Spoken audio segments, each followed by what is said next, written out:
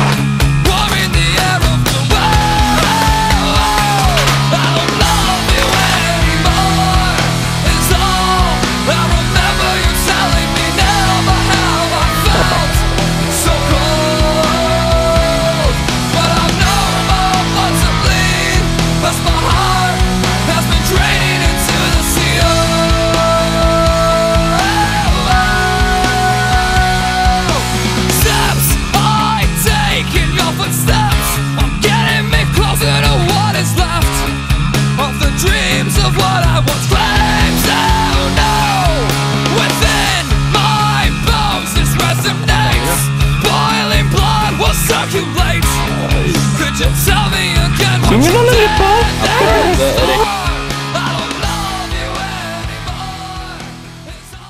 Har du tanker om å være med? Men hva var oppdraget ditt da?